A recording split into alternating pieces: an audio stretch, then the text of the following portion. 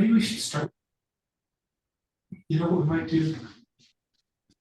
Sorry. Great, thank you. Good afternoon, everyone. This is the Tucson-Pima County Historical Commission Plans Review Subcommittee meeting of Thursday, April 11th, 2024, called to order at 1:01 p.m. And I'll go ahead and do roll call. Terry Majewski is here. Savannah McDonald. Here. Ricky Riojas. Here. Joel Ireland. Here. Great, and not present are Andrew Christopher and Jan Mulder. So we'll go ahead and begin with item 2, which is approval of the legal action report / minutes for the meeting of March 28th, 2024. Could I have a motion to approve as submitted, please? This is Ricky. I motion to approve as submitted. Okay, and who will second? I'll second. Okay, thank you. Savannah seconds. Is there any discussion on that document? Okay, if not, I'll call roll. On the motion, Terry says aye. Savannah? Aye. Joel? Yes. And Ricky? Aye. Okay, that they pass the legal action report minutes for March 28th, pass unanimously. Okay, we'll begin with item 3, historic preservation review cases that we review under UDC section 5.8/TSM 9-02.0.0 / historic district design guidelines and the revised Secretary of the Interior standard guidelines. So it's my understanding that because Commissioner McDonald would have to recuse from items 3A and 3C. If she does so, we will no longer have a quorum, so we can't hear those 2 cases. So we will move ahead then and go straight to item 3B. Is that okay, Jody? Correct. Yes. Great. So item 3B is SD 0224-00012 at 3231 North Craycroft Road. This is for improvements to the Gregory Schools entry. It's a full review in the Fort Lowell Historic Preservation Zone. So the entry itself and the Gregory School are non-contributing. Is that correct for the agenda? It's all non-contributing. It's half of Gregory School is within the HPZ and the other half is outside of the HPZ, but this portion falls just inside of the HPZ, which is why it's getting reviewed. Okay, so we'll basically use the rehabilitation standards and focus on compatibility with the district, correct? Correct. Okay, or the preservation zone, excuse me. Okay, would you like to give us some background, Jody? Yes, so the project was heard, so it was originally set up as a minor review.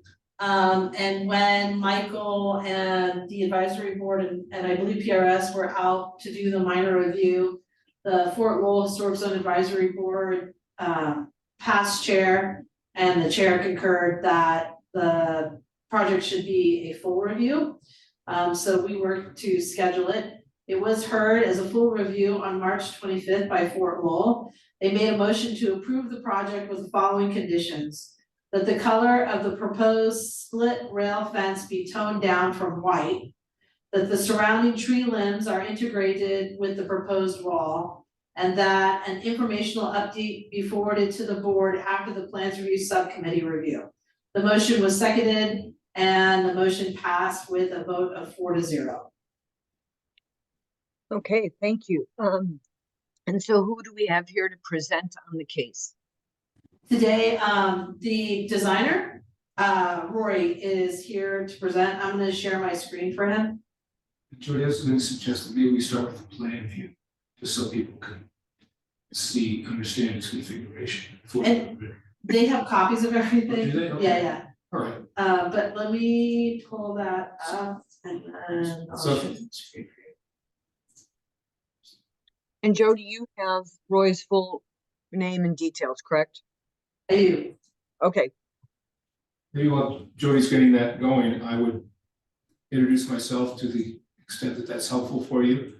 I moved to Tucson in '66 and bought my first historic home in the mid-'70s in El Presidio and restored it in 1880s territorial adobe. Got involved in starting the neighborhood association there and went on to work on a number of historic projects in town. And putting Llanos in the Fish Stevens house. I took a sabbatical to California for 25 years. But have returned and feel very lucky to have found another historical home in the Subcommittee neighborhood that I've restored. I guess what I want to maybe try to convey here is that dealing with being responsive to historical context has been very much part of my whole professional life and personal interests. So I appreciate the work that all of you do to make sure that Tucson continues to pay attention to its wonderful assets and of course the Fort Roll neighborhood being one of them. And to characterize where we would begin with that, the first thing that we discussed with the school, and in the school was very clear as well, was the context where we were, that the school feels very delighted to be part of the Fort Roll neighborhood and that history, and that the site itself was a ranch, the Tankersley Ranch, that was became the founder of the school, donated the property to the school, and so it has been part of that neighborhood for quite a while already. So when they realized though that with the new improvements that occurred, they're not so new anymore. It's been about 15 years since this entry was developed. The challenge for them has been that there isn't much to express. In fact, really nothing to convey to the world, to Craycroft, that there is a school there, or there's anything there besides really just a very conventional looking city intersection. And they have at a point where they believe that they want to be part of the community, be present in the community, and this is their opportunity, is right at that entry on Craycroft, as you see in that box there. So how does that achieved? We looked at a number of different kinds of ways that an entry event could be configured, but we pretty well quickly landed on a very pretty straightforward one. I guess now we give you time. Render it if you could. So what we propose are these basically 4 columns that will define the as you can see, there's an entry road and an exit road with a median, and we have defined that with these 4 columns, and then continued it with these walls that run to the north and to the south. The precedent for this is everywhere. Regrettably, I don't have those here to show you today, but we could look at the University of Arizona. We could look at the well, you could look right at the street. This is pretty much identical to the configuration of the entry to the what is now the museum, the Fort Roll Museum, that was built, I think, back in the 20s or 30s, out of stone. In this case, the school pretty much early on knew that they wanted to adopt the adobe to again link it to the historic material of the neighborhood, and for all the character that would provide to relate to the neighborhood, but also convey a spirit of the school. Speaking to the spirit of the school, the neighborhood context, of course, is core, But of course, this needs to signify the school itself in some way as well. And I think we've achieved those two things by both proposing this very straightforward solution to an entry, but also we maybe scroll up that next image. What I want to show you here is that some of the detailing this adobe wall, we were stepping away from a little bit from just the standard coursing that you see of adobe walls, which is usually all plain without any at all any kind of coursing changes to give it any character. But we felt we wanted to convey that the school is also very much part of this century, and it wants to be has programs that are very tech-based. They have an MIT lab there that's supported by MIT. So they see themselves very much part of the contemporary world, and how are we going to convey that as well? And to that extent, by I think just slightly playing with the surface of this adobe, we we step a little bit into the present, maybe a little into the future, with just this slight adaptation of a conventional adobe coursing. So these are, I guess, pretty much the driving elements of what this project is about. You can see a fragment there on the left. You can see it more fully in the full rendering, but there's a concrete base that runs under this adobe that's about 1 foot tall. But in the center of both walls on either side of the entry, midpoint in the 6 foot high wall in front, there's this poured in place concrete monument sign with engraved letters of the school on it for a signage. There is lighting, there is landscaping. The landscaping complies with all the standards, seem to meet the pleasure of the neighborhood as well. There is some uplighting on the monument and on the columns, so at night this will be present. And there was the mention, I think, of we spent quite a bit of time trying to find a place to weave this wall in where, you know, as close to as we could get to the street, so it was visible to the street and connected to the curb line.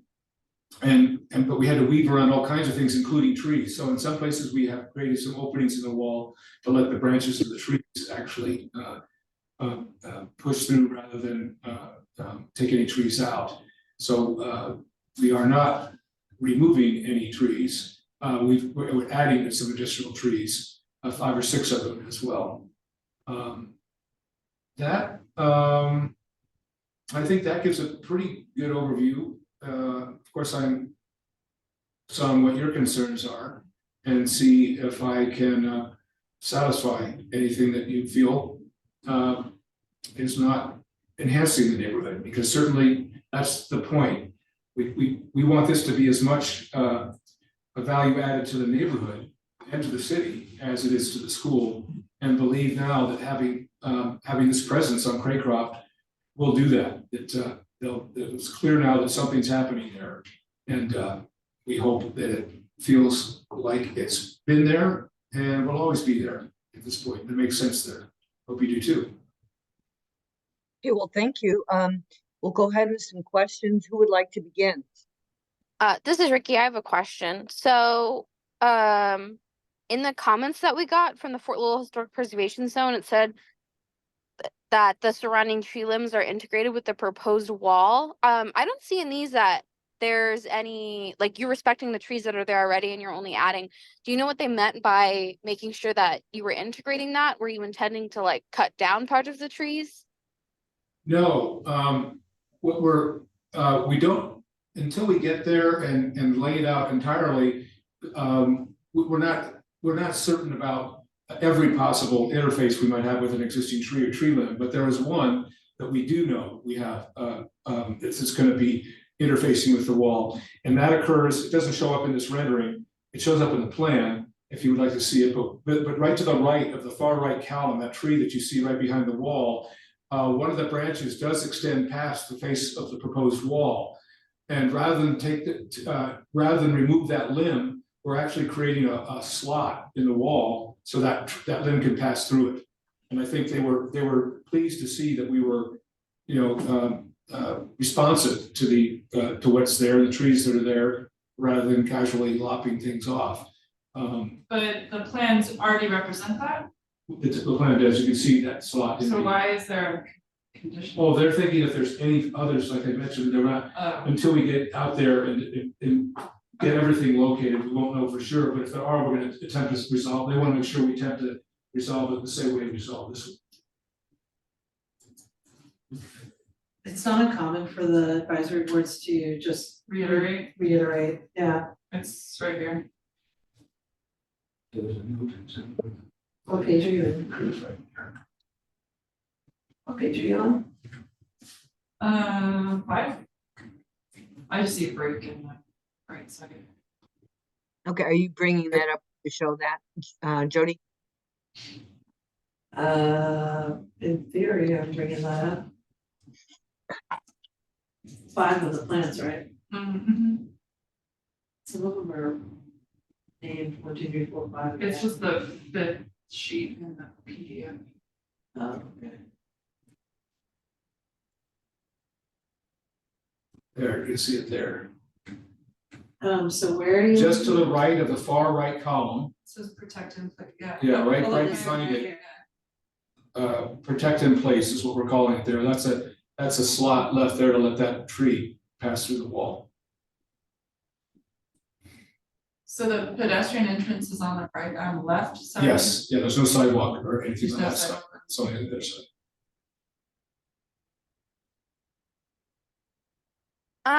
Is the fact that those trees are there gonna affect the adobe wall at all, like in terms of like the watering system and things like that, and the amount of water that's gonna be so close to the wall? The amount of water from irrigation or from drainage? From irrigation, are those trees, do they have irrigation? Oh, no, they're mature mesquite, so they're not irrigated at this point.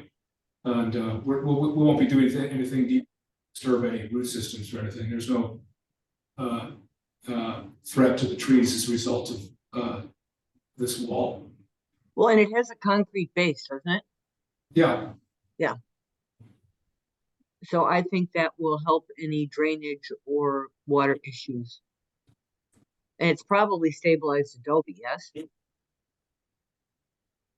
yes, it is stabilized adobe. That's pretty much all that's available anymore, and it's certainly what we'd want to use, because as lovely as mud adobe is, its efficacy is such that it wears out pretty quickly.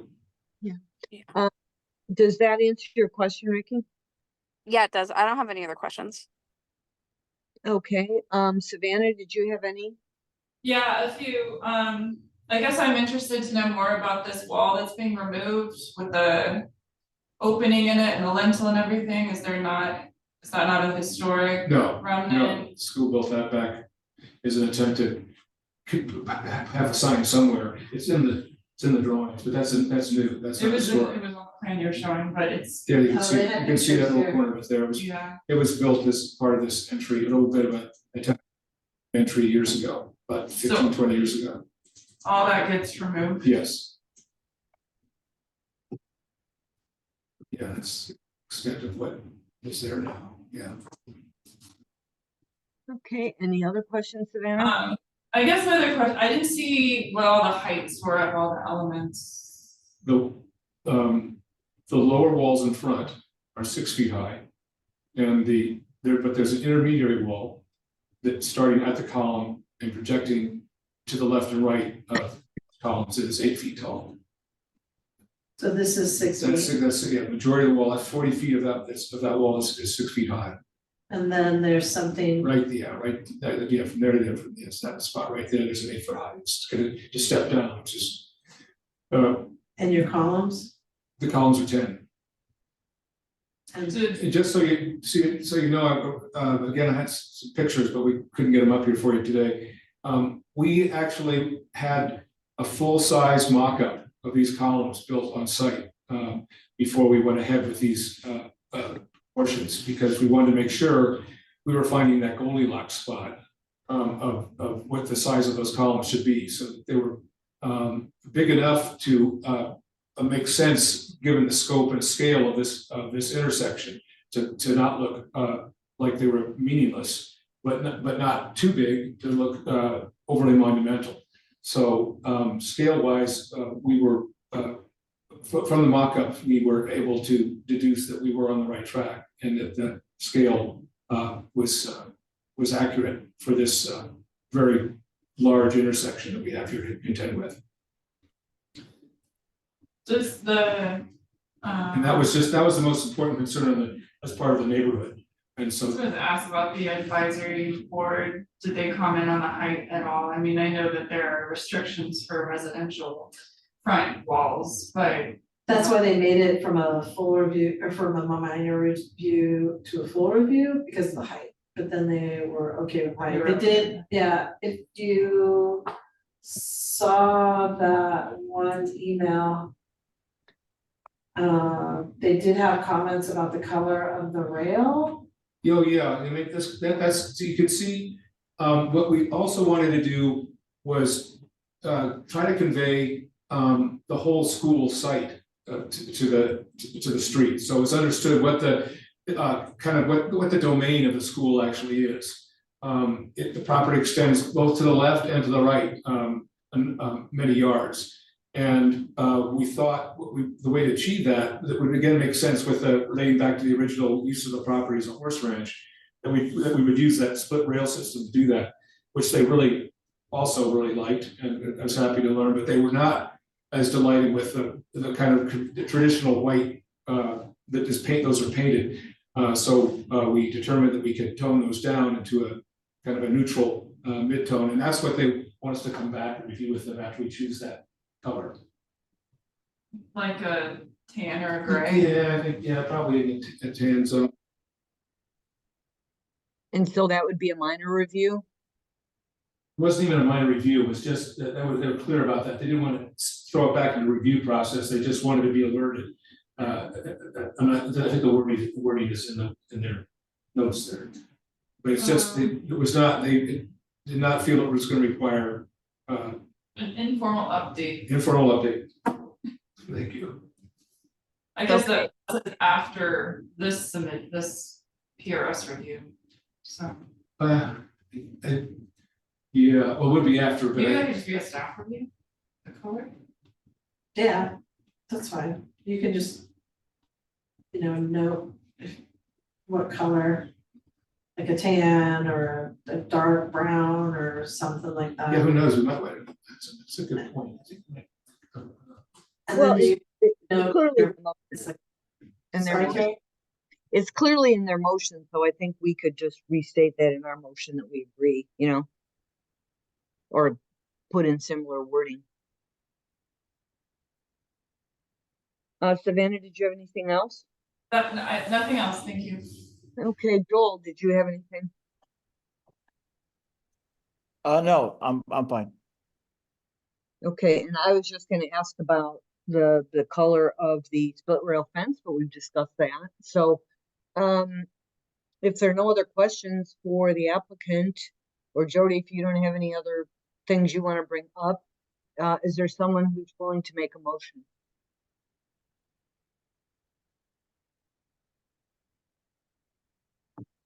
I can do that. Okay, thank you. Let me get organized for a second here, my tiny screen. Okay. Are we good, basically reiterating, Fort Walls comments? Yeah, that's what I would think. Yeah. Yeah, Yeah, we could talk about, suggested colors that what Yeah. tone down from white means. I know what tone down means, maybe we say neutral, such as brown, Mid-value too, it's the value, I think it's the white is too bright, okay. and so the value that's usually referred to between black and white is the value. And so I think we tone the value down to mid-tone value. But what do you guys think? Do you want to see a warmer tone, brown or tan? yeah. like a something that is compatible with the Adobe walls that they're putting up in color. Yeah, that would make sense. Right, and then, you know, basically, the applicant would let Jody know, and she would, you know, forward that to the board. Is that what would happen, Jody? Yeah, that sounds like a plan. Yeah, and you could also let us know too. I mean, so it's not any kind of minor review or anything like that. So, but,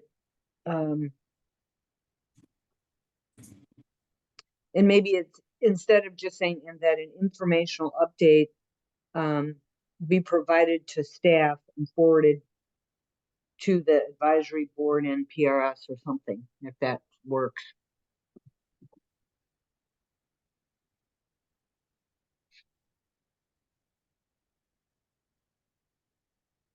And then I think, reiterating the wall, respects tree limbs can be integrated with existing. Mm-hmm.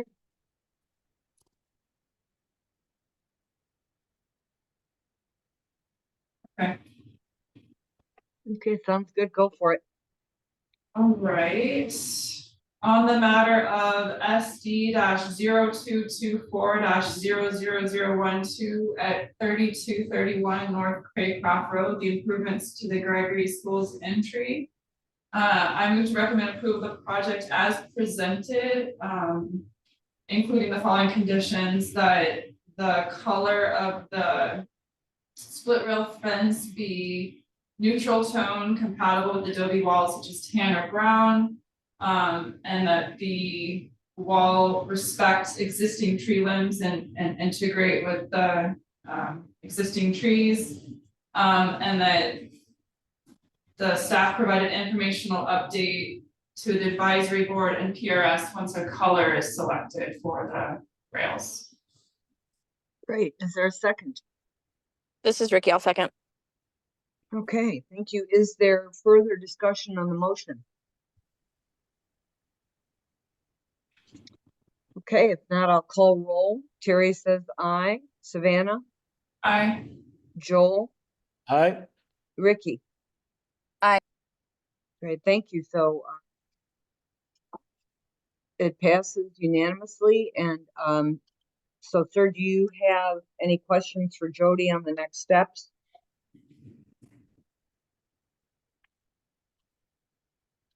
Right, that was for you. Oh, do I have any questions? I know Jody has been good enough to inform me, I think, of pretty much where it goes from here, and of course, she's been great being available, so if I have any questions, I'll feel free to pursue her with those. Thank you for your time. Well, great, thanks. It's good luck with this very nice project. I look forward to seeing it. We hope, think it's gonna be, you know, more become part of Tucson's history, I hope. Great, thank you so much. Thank you very much. Mhm. Thanks. Okay, folks, as I noted, we won't be hearing 3C either. They will be put on the agenda.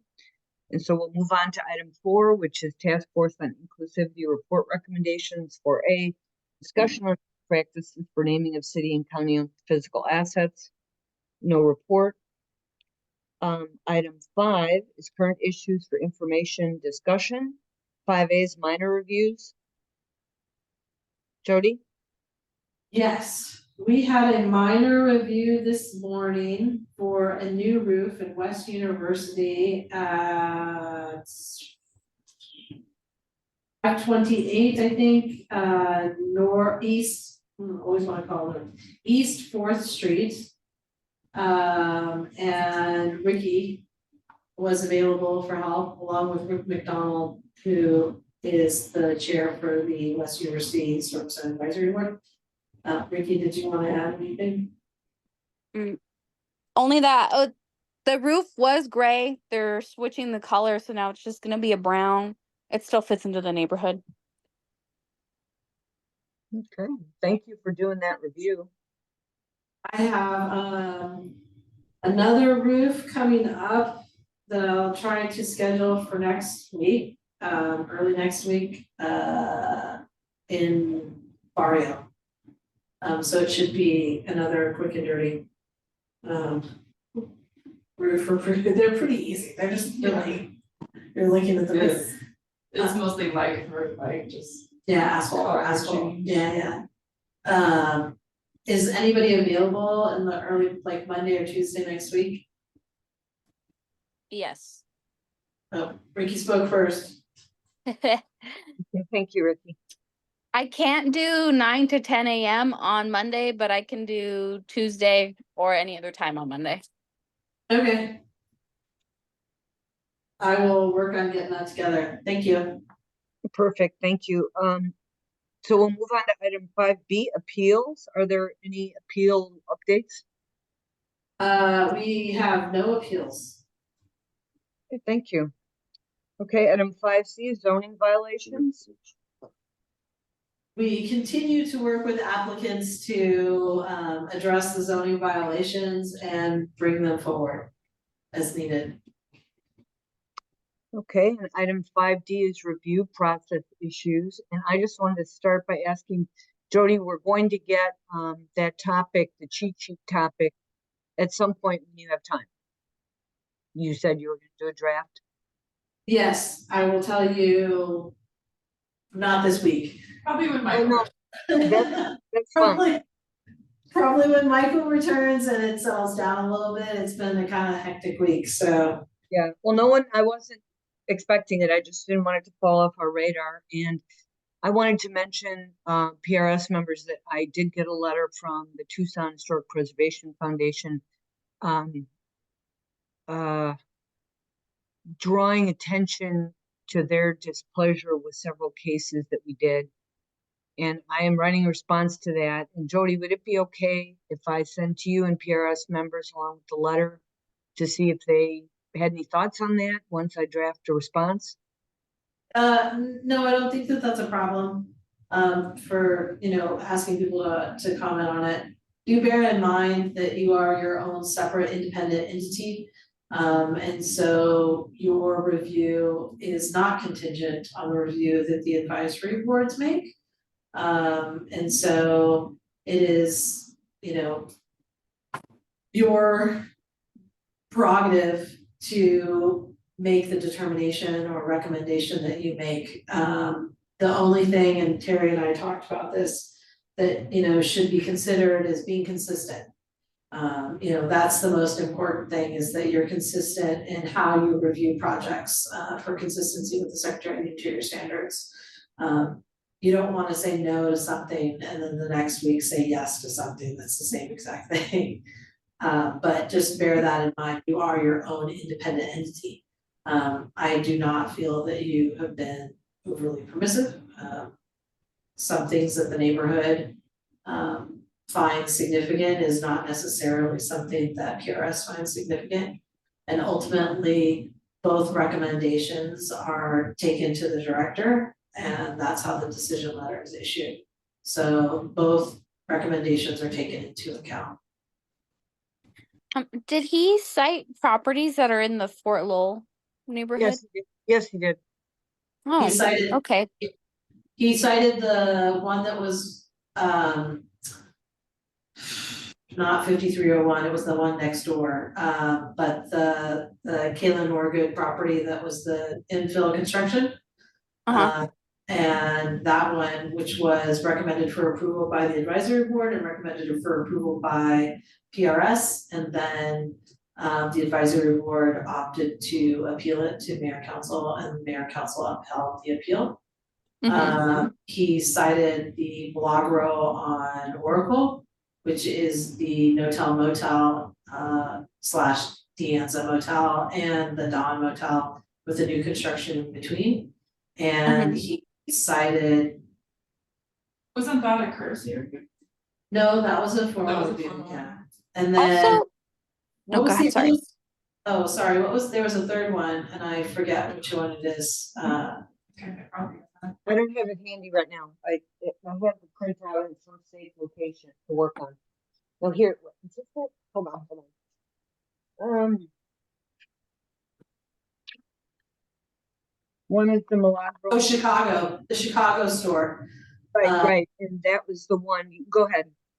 The Chicago store where he expressed concerns that the storefront was allowed to be pushed out to the building face. But if you'll recall, Bill Mackey. That was how it originally was. Well, Bill Mackey provided documentation of how it looked originally and how basically through the years, it's moved back and forth and back and forth. Which warranted that, and it's not uncommon for storefronts to move back and forth, they change a lot with the need. So that was the other one that he was Yeah. upset. And code says that you can restore a building to its original experience, especially if you have documentation. And as you recall, if you were on that case, Bill was very careful about his documentation. Carol was still on PRS then and asked we all ask a lot of questions. And so there's ample evidence to support an early configuration. So, so I've been very busy helping with sort of getting the camp training organized and some other stuff. So I do have some good notes. And one other thing I wanted to mention. So Jody, you had sent me an email saying that some of the properties on the list that I sent to Ken, I sent to you city and county owned properties, right? That was compiled as part of the inclusivity task force. And so when you emailed me, you said that there were 2 properties in the barrio and another one that weren't owned by the city, correct? Yeah, it's funny because then I was talking to Corinne about that, she didn't take those that he was saying that those were owned by the city. But then when I was listening to Ken in the meeting yesterday, he took that meaning the same way that I did, that Damien was saying that those were owned by the city, but those 2 properties actually are not owned by the city. Right. So we're, but is there anything on the list? You're saying, yeah, so I review that list and, there's going to be more of that. But we also received a letter, which you all got in your packet about, the maintenance and care of city-owned properties, because it's in the code that this is required that they be maintained. And so I sent an email to him, which was also included with that exchange, that just surprise, surprise, it was on the agenda already. And I don't feel like I need to follow up with a detailed list. I mean, whoever alerted him to that and asked him to write that letter, I can guess who it was. They can update. It's in the recording, the discussion of it, and so forth. So I just wanted to keep you informed on this. So are there any other review process issues? I just have a question about that. So like these letters that we get, like obviously all those cases have been decided already. Is this just mostly for us, like in the same way that we get the public response letters for cases that we're hearing at that time, as just to like, this is something for us to take into consideration for the future? Because from my understanding, right, there's like, these cases are past the point where anybody could contest them. Like the no-tell motel the whole structure is almost up. No, but it's that whole thing is still, and that was reported on at the meeting as well, that the sign will remain in place till it's decided what to do with it. And there's a lot of background to this where the period of significance didn't subsume when that sign was erected. And Damien was the author of the nomination. And so it gets very, it's very difficult for me to call that out and say, I think you have to be careful. But, part of it is he could submit a comment or attend the meetings and have, be asked if he could speak. He could submit a written comment. But this is sort of after the fact, chipping away, at PRS and really second guessing our decisions and accusing us of basically of not knowing what we're doing. And also because he hasn't been as successful chipping away at Jody, he's now chipping away at us. Does that make sense? Yeah, thank And you. so, yeah, and I'm going to invite him, please, listen to the recordings. They're put up very quickly after the meeting in an easy to view format on YouTube. We welcome him to attend our meetings, or to submit written comments so that they can be incorporated into the record and considered. But I don't feel that we did anything wrong in these cases. And, on top of it, Fort Lowell made some decisions outside of their design guidelines. They're sort of wish they want to change their design guidelines. And am I correct, Jody, that they didn't use their current ones, they used the ones that they're hoping to get? They are starting the process of looking at modifying their design guidelines, but their existing design guidelines are in place right now. And they had concerns about that proposed project, and that's why it got appealed. So it's, we do our job, make our recommendation, and we're not, like Jody said, bound in any way to agree with everything that the advisory boards recommend, right? That's why we have a decision layer above us. We don't make a decision, period. Someone else does, right? So does that make sense? I just didn't want to surprise you with this. Yeah, thank you. I appreciate the updates. Sure. All right. So if there are no other review process issues, we'll move on to item 6, which is summary of public comments. Were any received by the deadline? We did not receive any. Okay. Item 7 is future agenda items. The next meeting is April 25th. Jody, what will you have for us? These 2 cases that we didn't hear? Yes, we will have those 2 cases that we did not hear. Next to each other.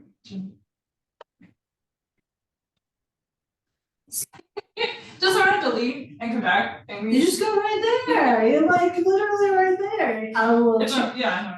I will try to remember that. You can always, if I don't order something in a particular manner, you can always ask the chair if she will reorder it so that you don't have to leave. Okay. Cause I might be virtual too, and I have to be asked to come back on. Yeah, I'm calming down a lot of agendas. No. So I'm like, typically, like when you guys roll around is like when I'm dealing with Armory Park and West University, so I'm always trying to like upload agendas and get all the associated materials, so sometimes I readily admit I forget stuff. So you can always ask and she can move stuff around. Sounds good. Yeah, and so my problem, and I told you, Jody, that I'm gonna be in Philadelphia running a meeting that at the end of the week. I get there on Thursday, and I think with the 3-hour time change between Arizona, and I should be able to do this, but I have to check with our event planner because I have to help her, man registration stuff, envelopes and all this stuff. So if we need to find out if we have quorum, and I will do everything I can to be on from my hotel room, but I need to know, is everyone, I mean, we have to have a minimum of 5 so that Savannah can recuse, correct? Yes, if Savannah is included in that, we have to have a minimum of 5. But at that point, I believe Andrew should be back, and hopefully Jan's husband is hale and hearty. Yeah, and you got the email that I sent you. She was very kind to say last night, no way she could be on today. So, that was very helpful that she at least was responsive, but I get that. Okay, so I'll do whatever I can, and I will think about these time frames on that Thursday, I'm sorry. So Thursday. okay, and what else do you have for that meeting? those are the two that I have right now. I do have some reviews going forward to West University and Armory Park next week, but I don't know if they're gonna be, you might get one of them on this agenda. It depends on how those go, so. Okay, well, let me know, and I'll see if I can, because of the time difference, I may be able to get everything done, and the event planner can handle the hordes of people collecting registration information. We only have 50 registrants, so it's not a big deal. So, okay, if there's nothing else, let's go ahead and adjourn at 1:46. And Jody, when do you think you might have the LAR for this? Next week sometime? That's what I'm gonna go with, next week sometime. Yeah, and I'll get on it as quickly as I can, but thanks PRS members for looking. And we do really have to be careful about spelling Ricky's name correctly. It's me. No, and I didn't I take the blame, it's me, I'm sorry, Ricky. time Ricky before you saw it, so, but I guess I was not as careful, so. Anyway, It thank you. usually gets misspelled and missaid all the time, so I'm kind of used to it, honestly. Well, What's the Majewski, her name yeah. is- I forget the I. Oh, That I call her Roja and it's Rioja. And oh. I should be I spell your first name right, I just can't get your last name. There was one. Oh, I the had, last I one, you add you had McDonald's, and so I had to McDonald, take yeah. out all the A's. So normally Michael puts that together, he does this stuff, so he's got the spellings down. And I've been pushing along doing that, I'm sorry. I'm a No, bad I speller. apologize. Sometimes I spell my own name, it's terrible. Yeah. So we'll go Well- ahead and keep 1:46 is the time, or do you want to stop the recording? I think we're good. Yeah, at 1:46 to end the meeting. So Ricky, did you have another comment? No. Well, it's just that Michael has also spelt my name wrong in the last 4 months, so it's not just Jody. It's